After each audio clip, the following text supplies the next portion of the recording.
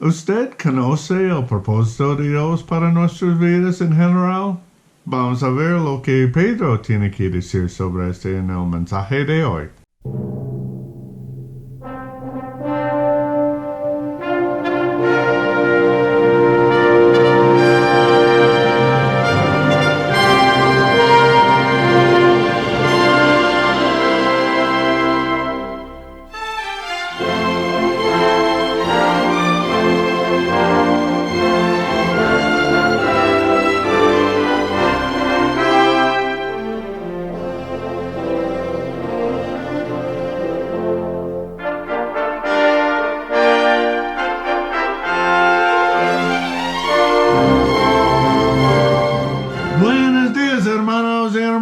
Que el Señor le bendiga. Es una gran bendición para estar con ustedes otra vez por medio de video para traer un mensaje de la Biblia para la gloria de Dios y nuestra edificación. Amén. Amén. Vamos a continuar nuestro estudio en 2 de Pedro y hemos llegado al punto de la lista de virtudes que tenemos que estudiar. Entonces vamos a andar más despacio sobre versículos 5 al 7 para entender y capturar esta idea que Dios tiene para nosotros y cuál es el propósito de nuestras vidas, porque Él nos hizo. Entonces vamos a ver lo que Dios tiene para nosotros, pero primero tenemos que pedir la presencia de Dios para que podamos entender y para capturar esas verdades para la gloria de Dios en nuestros corazones. Amén. Amén. Entonces vamos a orar. Amado Padre, bendito Dios, muchísimas gracias por este día. Señor, muchísimas gracias por todo lo que has hecho para nosotros. Señor, muchísimas gracias por tu Hijo Jesucristo, que dejó su gloria, el trono en el cielo, para venir aquí para recibir el castigo de nuestros pecados y morir en la cruz, pero gracias a Dios que Él se resucitó de los muertos para darnos su justicia, para que podamos tener una relación contigo, Señor. Gracias, Dios, porque tú has hecho lo que necesitamos para tener una relación contigo, Señor, y gracias que podemos llamarte nuestro Padre y tener una relación muy íntima contigo, Señor. Gracias por todo. Señor, quiero orar que tú estés con nosotros, especialmente conmigo, con mi español, para que yo pueda ser muy claro y comunicar la verdad de tu palabra y ayúdame para predicar solamente lo que tú has dicho en tu palabra. Pero Señor, por favor, perdónanos de nuestros pecados, límpianos de nuestra maldad para que nuestra adoración pueda ser agradable a ti. Y ayúdanos para abrir nuestros corazones para recibir tu palabra y ponerlo en práctica. La mejor manera para adorarte es obedecerte, Señor. Gracias por todo. En el nombre de tu Hijo Jesucristo nosotros oremos. Amén y amén. Amén, hermanos. Entonces, vamos a continuar nuestro estudio en 2 de Pedro. Todavía estamos en capítulo 1 y vamos a ir a la lectura de hoy, que se encuentra en 2 de Pedro, capítulo 1, y solamente vamos a leer versículos 5 al 7. Vosotros también, poniendo toda diligencia por esto mismo, añadid a vuestra fe virtud, a la virtud conocimiento, al conocimiento dominio propio, al dominio propio paciencia, a la paciencia piedad, a la piedad afecto fraternal y al afecto fraternal amor. Amén, hermanos. Entonces, vea, solamente vamos a enfocar en primera virtud en este mensaje. Entonces, estaba pensando, va a ser un mensaje muy corto. Lo siento, pero en realidad va a ser un poco más largo. Pero es para su beneficio espiritual. Entonces, no se queja sobre este, ¿ok? Bueno. Entonces, hermanos, vamos a ver. Vea, lo que hemos visto es una lista de virtudes que Pedro presentó. A veces ha preguntado ¿Por qué los apóstoles y el Señor mismo presentan listas de virtudes que no parecen igual? ¿Por qué la lista de virtudes aquí en 2 Pedro difiere del fruto del Espíritu Santo en Gálatas 5? O de las cualidades del amor en 1 Corintios 13. ¿Por qué incluso las bienaventurados del Señor en Mateo 5 contiene elementos que no están incluidos en las cualidades de sabiduría en Santiago 5? Vean, hermanos, tiene que ver el contexto del pasaje en el que se encuentra la lista. Piénselo de esta manera, hermanos. Si tiene una lista de compras para ir al súper, va a ser bastante diferente de la lista de compras para una ferretería, ¿no? Entonces debemos preguntarnos cuál es el contexto de la lista que estamos viendo en 2 de Pedro. Pedro tiene muy claro su intención. Quiere que esos miembros dispersos de su congregación a quienes escribe lleguen a un conocimiento íntimo de Cristo que los transforma a la semejanza de Cristo. Y ahora es el mismo para nosotros por medio de la inspiración de Dios. Pero vea, Él les describe cómo se ve la madurez plena en Cristo y anuncia esa madurez como el único antídoto contra las apelaciones sensuales y el mundo sin ley y la falsa enseñanza libertina que los rodea. También es un personaje que ganará de ellos una rica bienvenida al reino eterno. En versículo 11 eventualmente vamos a ver este. En otras palabras, es un personaje que es muy honrado por Cristo porque se parece mucho a Él. La lista de virtudes esenciales que se nos proporciona en 2 de Pedro presenta un modelo claro para nuestro propio crecimiento en Cristo y para nuestro discipulado de otros en medio de nuestra propia cultura moralmente corrupta. Por eso en el mensaje de hoy vamos a ver la primera virtud mencionada que debemos añadir a nuestra fe, que resulta ser la virtud.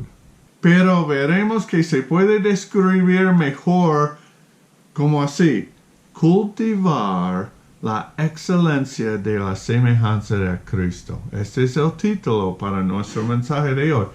Cultivar la excelencia de la semejanza a Cristo.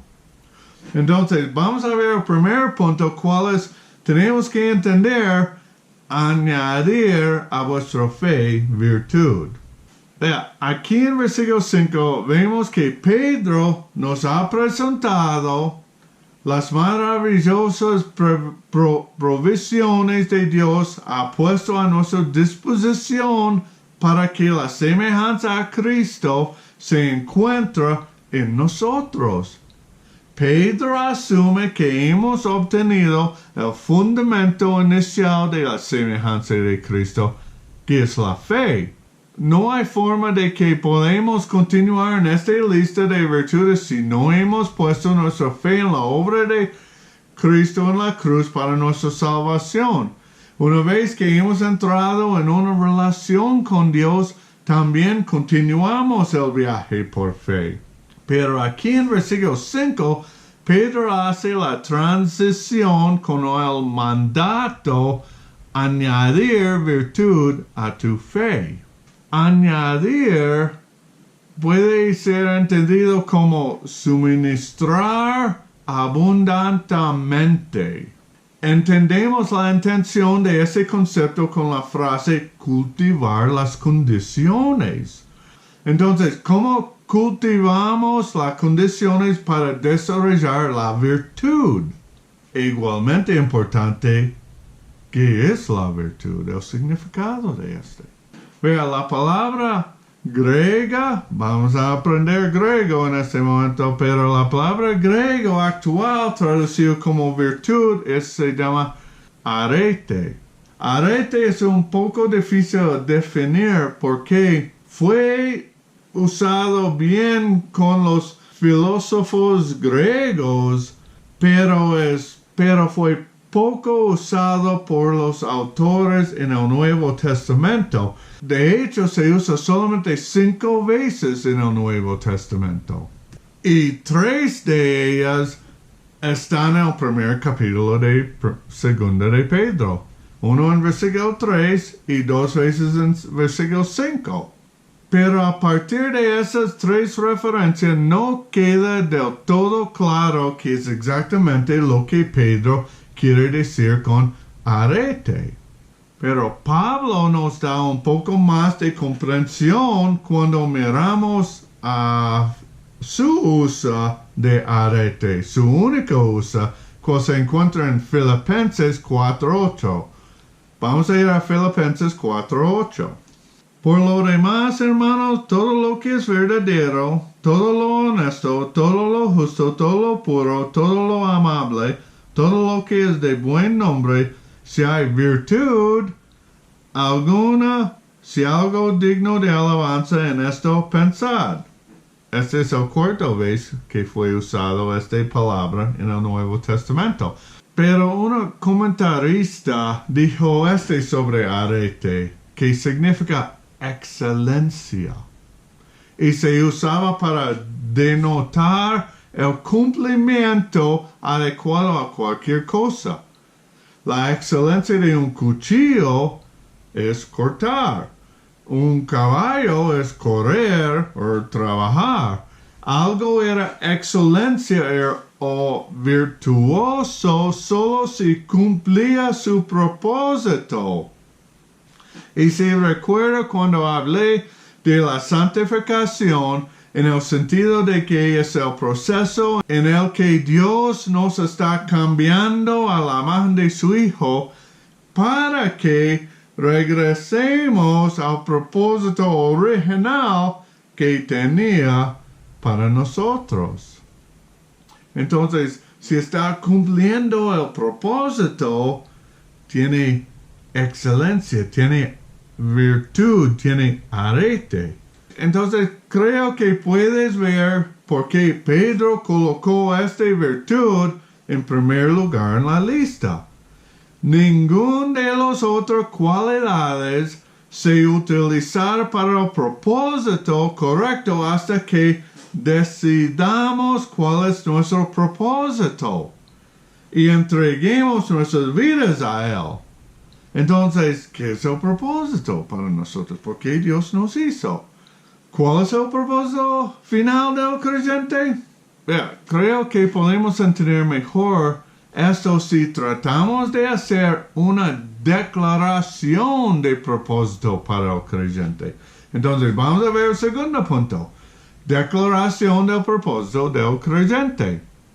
Pero hermanos, una cosa, no tenemos que hacerlo por nosotros mismos. Pedro ya nos ha dado nuestra declaración de propósito en su primera carta que hemos estudiado, que fue mostrar las excelencias de Dios. Vamos a ir a 1 Pedro, capítulo 2 y ver versículo 9. Mas vosotros sois linaje escogido real, sacerdocio, nación, santo pueblo, adquirido por Dios para que anunciéis las virtudes de aquel que os llamó de las tinieblas a su luz admirable. Y aquí tenemos el 5º uso de arete en el Nuevo Testamento. Así que aquí Pedro nos está diciendo que Dios tiene arete, o virtud, o excelencia. Algo que no debemos sorprendernos, ya que lo que lo hace Dios es que es excelente en todas las cosas que hacen que un ser sea digno de ser Dios. Pero, dado que este versículo es una declaración de propósito para el creyente, también encontramos lo que nos hace excelentes. Como hemos visto, nuestra excelencia está relacionado directamente con que también estamos cumpliendo el propósito de Dios para nosotros. Ese propósito establecido claramente en el versículo en 1 de Pedro, capítulo 2, versículo 9. Es desarrollar y mostrar las excelencias de nuestro Dios. Ese es uno de los llamados más claros a la semejanza a Cristo en la Biblia. Y un comentarista hizo esta pregunta: ¿cuál es la excelencia de un hombre? En una palabra, su vida debe reflejar algo del carácter atractivo de Cristo, porque Él es el ejemplo de excelencia en un hombre. Entonces, la verdadera excelencia humana es la semejanza a Cristo. Pedro nos describe exactamente cómo es esa semejanza a Cristo en los versículos 5 al 7. Él no nos permitirá pensar en la semejanza a Cristo es algo muy espiritual, muy místico o algo. No, lo define muy específicamente para nosotros en la lista de virtudes. Esta es la semejanza de Cristo en versículos 5 al 7 en 2 Pedro capítulo 1. Entonces tenemos un propósito principal en esta tierra. Debemos llegar a ser como Cristo en nuestro carácter y luego por nuestra forma de vivir mostrar a otros cómo es Cristo para que ellos también lo honren. Mira cómo Jesús mismo lo expresó en Mateo 5:16. Así alumbre vuestra luz delante de los hombres para que vean vuestras buenas obras y glorifiquen a vuestro Padre que está en los cielos. Mira, hermanos, no importa cuán inteligentes, ricos y exitosos seamos, o cuánta gente nos admire o aprecie, si no mostramos el excelente carácter de Dios con nuestras vidas, no podemos considerarnos excelentes, no poseemos arete. Por otro lado, no importa cuán limitados, pobres o despreciados seamos por naturaleza, si reflejamos la semejanza de Cristo, poseamos verdadera excelencia. Entonces, ¿cómo podemos expresar esto en palabras para formar una declaración de propósito? Arete o virtud es cultivar un propósito ordenado por Dios para desarrollar y mostrar las excelencias de Jesucristo. Básicamente debemos buscar la excelencia de la semejanza a Cristo. Eso es lo que significa añadir virtud a nuestra fe. Debemos darnos cuenta de que estamos en la tierra por una razón y debemos comprometernos de todo corazón a ese propósito. No habrá una madurez significativa en la experiencia cristiana hasta que el creyente se dé cuenta de que debido a la obra de Cristo en la cruz, en su nombre, Él pertenece completamente a Dios para ser usado completamente para el propósito de Dios. Además, debemos sentir ese entendimiento y comprometernos a vivir de esa manera para la gloria de Dios. Pero vea, aquí es donde se estancan muchos creyentes contemporáneos. Para muchos en la iglesia moderna, este llamado a la excelencia o el compromiso decidido a ser como Cristo parece una meta inalcanzable. El estándar de la Biblia es incuestionablemente alto, pero por la gracia de Dios también es posible. Recuerda, mi gracia es suficiente para ti. Vea, la bendición y la estabilidad de este tipo de vida solo serán percibidas por unos pocos que en momentos de tranquila reflexión sobre el propósito de Dios establecido para nosotros en su palabra, ven destellos de las posibilidades durante los relámpagos de iluminación sobre el oscuro paisaje de sus almas. Vea, Dios puede capturar el alma que realmente busca algo más que la tibieza de su vida espiritual que lo ha dominado tanto a él como a la mayoría de los creyentes que lo rodean. Es una verdad muy triste hoy en día. Pero vea, la promesa de Dios de acercarse a aquellos que se acercan a Él infundirá una nueva esperanza a su alma. Y Dios se encontrará con él y prestará atención a la amonestación del Señor que sigue. Escucha atentamente la promesa que se encuentra en Santiago capítulo 4 versículo 8 al 10. Acercaos a Dios y Él se acercará a vosotros. Pecadores, limpiad las manos y vosotros los de doble ánimo, purificad vuestros corazones. Afligíos y lamentad y llorad. Vuestra risa se convierta en lloro y vuestro gozo en tristeza. Humillaos delante del Señor y Él os exaltará. Aquí hay un llamado a la humildad que se manifiesta en el arrepentimiento por la doble ánimo que engendra la mediocridad espiritual. Es un arrepentimiento caracterizado por el corazón quebrantado ante la horrible afrenta contra Cristo que engendra la doble mentalidad. Al mismo tiempo es un llamado a experimentar el contentamiento y el gozo de Cristo mismo, que solo un alma rendida puede conocer. Es una experiencia que solo conocen aquellos que buscan diligentemente a Cristo en su palabra y luego responde con adoración, oración y obediencia. Bien, hermanos, hemos analizado qué es exactamente la virtud y cómo debemos desarrollar una declaración de propósito para el cristiano, basado en el propósito de Dios para nosotros. Pero ahora veamos el llamado al discipulado, que de hecho es un cristianismo normal. Veo el tercer punto, el llamado al discipulado, cristianismo normal.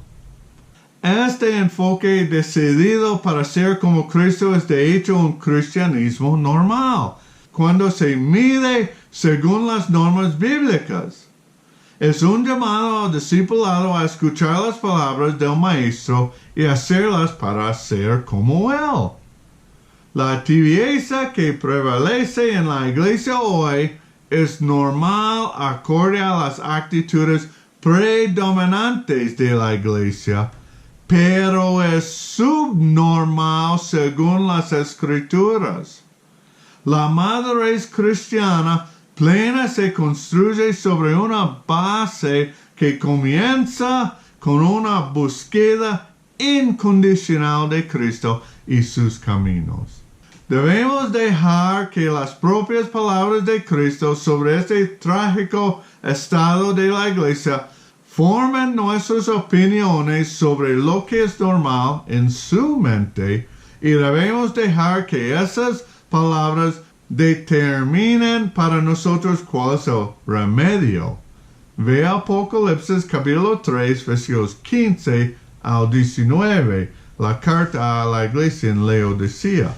Yo conozco tus obras, que ni eres frío ni caliente. Ojalá fueses frío o caliente. Pero por cuanto eres tibio y no frío ni caliente, te vomitaré de mi boca. Porque tú dices, yo soy rico y me he enriquecido y de ninguna cosa tengo necesidad. y no sabes que tú eres un desventurado, miserable, pobre, ciego y desnudo. Por tanto, yo te aconsejo que de mí compras oro refinado en fuego para que seas rico y vestiduras blancas para vestirte y que no se descubra las vergüenzas de tu desnudez y unge tus ojos con colirio para que veas. Yo reprendo y castigo a todos los que amo. Sé pues celoso y arrepiéntete. El llamado al discipulado, a cultivar propósito ordenado por Dios para desarrollar y mostrar el carácter de Cristo, es normal para la vida centrada en Cristo. El discipulado requiere la humildad para abandonar las ambiciones personales y las formas de manejar la vida y exige unirse diariamente a la voluntad y enseñanza del otro. Pablo dice que ofrece nuestros cuerpos como sacrificios vivos es simplemente nuestro servicio razonable, nuestra respuesta espiritual de adoración a Cristo por sus misericordias. Sin la humildad y el compromiso de seguir a Jesucristo como su discípulo, el resto del carácter del creyente permanecerá subdesarrollado e incluso deformado. Es por eso que Pedro pone la búsqueda de la excelencia de la semejanza a Cristo en primer lugar en la lista de virtudes esenciales. Entonces, hermanos, vea, hasta ahora hemos analizado qué es exactamente la virtud, por qué y cómo podemos desarrollar una declaración de propósito para nuestras vidas, y la llamada al discipulado, que es el cristianismo normal. Pero también debemos recordar que mientras vivimos aquí en la tierra, todavía estamos en una batalla espiritual contra los enemigos de Dios, es decir, Satanás. Satanás tiene su arma, que en realidad no es tan secreto, pero es completamente destructiva para el cristiano individual, así como para la iglesia de Dios, que es en realidad el atractivo del mundo. Entonces, vea el cuarto punto. El arma del enemigo no es tan secreto, es el mundo. Pablo, en Romanos 12, 1 y 2, un pasaje muy conocido, pone la mundanalidad en oposición directa a la dedicación incondicional a la que Dios nos está llamando. Mientras que Cristo nos está llamando a una resolución única de ser como Él, Satanás ha creado el mundo para alejarnos de esta determinación. La vida que Dios ofrece al creyente es una vida abundante que hace que el hombre se siente verdaderamente vivo, real y realizado. Vea Juan 10:10. El ladrón no viene sino para hurtar y matar y destruir. Yo he venido para que tenga vida y para que la tengan en abundancia. Vean, hermanos, el mundo solo puede ofrecer una falsificación de esa experiencia. La mentalidad impía del mundo es el medio de Satanás para rehacer al hombre según su imagen ganada, mientras lo atrae a la destrucción con promesas de placeres, posiciones y poder. Esto hará que el hombre se sienta temporalmente vivo, real y realizado, pero a expensas de su relación con Dios. El resultado para la mayoría de los creyentes que buscan estas ofrendas que a algún grado de seriedad es un enredo cada vez más profundo en el pecado y una insensibilización cada vez mayor a todo lo espiritual y piadosa. Inconscientemente se están conformados con este mundo al abrazar sus ideas y responder a sus llamamientos. El mundo les ofrece muchas formas de sentirse vivos, reales y realizados sin Dios, que es la esencia de la mundanalidad. Entonces, hermanos, ¿puede ver por qué los escritores del Nuevo Testamento fueron tan inflexibles en que los creyentes no se amoldean a este mundo? No aman al mundo, y por qué se nos exhorta a mantenernos sin mancha del mundo. La influencia del mundo que reside en el poder del maligno y cuyo curso está determinado por el príncipe del poder del aire, el diablo mismo es mortal para el alma. Es por esta razón que Cristo vino a librarnos de ese presente mundo malo. Y también puedes ver por qué una determinación incondicional y decidida de llegar a ser como Jesucristo es el único remedio. La mayoría de los creyentes tratan de lidiar con las influencias mundanas en parte, luchando contra esta o aquella tentación y discutiendo sobre tal o cual elemento mundano, y en el proceso pierden las batallas en sus propias almas.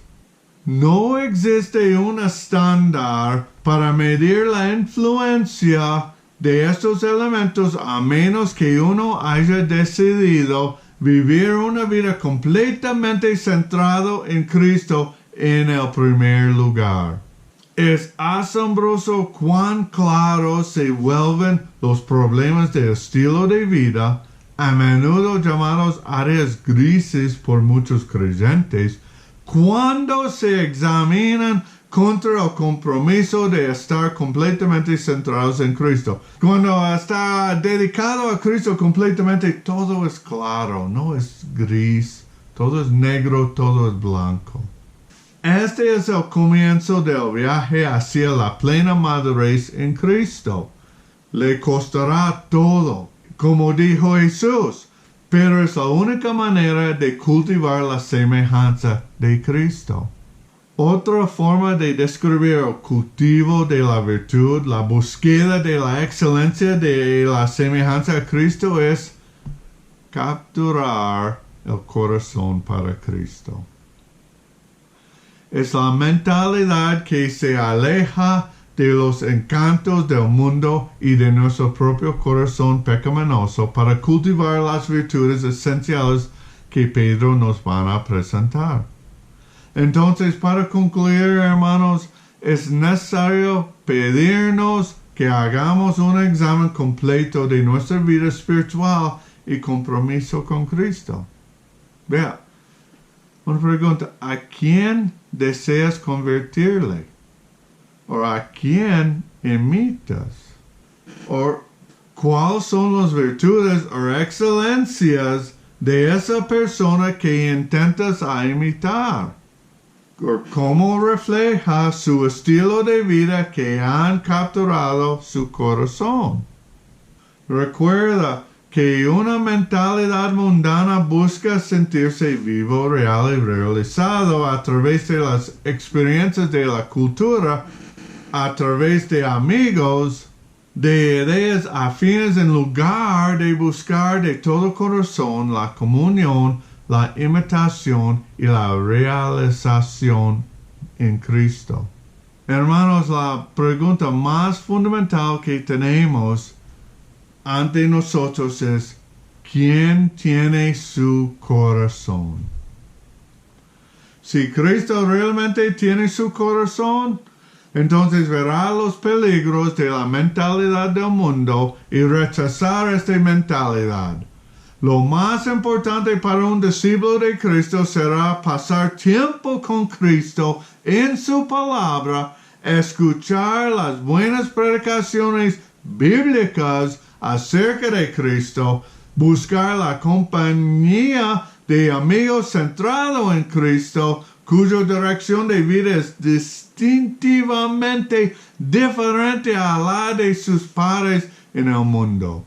Compartiendo las buenas nuevas de la salvación de Cristo para los perdidos a su alrededor y procurando con diligencia poner cada área de la vida bajo el señorío de Jesucristo.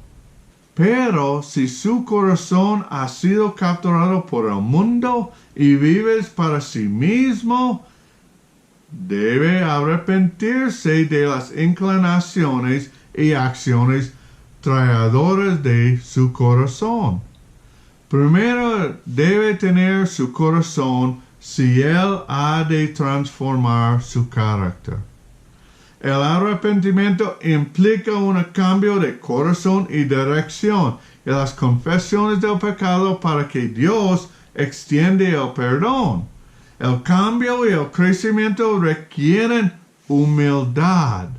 Aquí es donde todos debemos comenzar y donde todos debemos regresar cada vez cuando volvamos a seguir nuestro propio camino en lugar de los caminos de Cristo.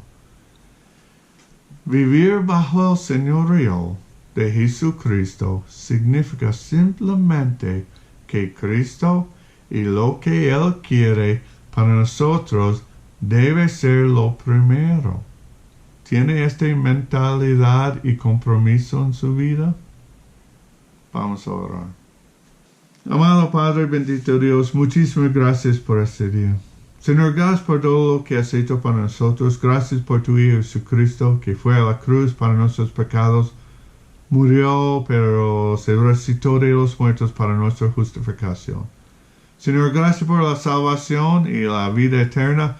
Y gracias que podemos tener una relación íntima contigo, Señor, y llamarte nuestro Padre. Pero, Señor, gracias por tu palabra, que es bien claro para ayudarnos y para mostrarnos nuestro propósito aquí, cuál es para ser cambiado en la mano de tu Hijo. Ayúdanos para cumplir este propósito, para volver al propósito original cuando tú hiciste el hombre. Señor, ayúdanos. Hemos fallado mucho en este. Hemos andado en el mundo. La iglesia está en el mundo mucho. Por favor, traiga un revivimiento en los corazones de cada cristiano y en la iglesia total, para que podamos reflejar Cristo a este mundo. Ayúdanos para entender, para añadir a nuestra fe virtud o excelencia en la semejanza de Cristo. Ayúdanos para cultivar cada día, para estar en tu palabra, para entenderlo, estudiarlo y ponerlo en práctica. Y ayúdanos para compartir esta palabra. Ayúdanos para compartir el evangelio a este mundo. Por favor, úsanos para tu gloria en cualquier manera, cualquier cosa, cualquier lugar, cualquier tiempo, Señor. Estamos aquí para ti. Ayúdanos para entender y capturar este principal. Por favor, ayúdanos. Porque estamos viviendo como nosotros estamos en el trono de nuestro corazón, Señor. Ayúdanos para arrepentirnos de este pecado profundo y seguir tu propósito, cual es ser como Jesucristo. Por favor, Señor, hágalo para tu gloria. Gracias por todo. En el nombre de tu Jesucristo nosotros oremos. Amén y amén.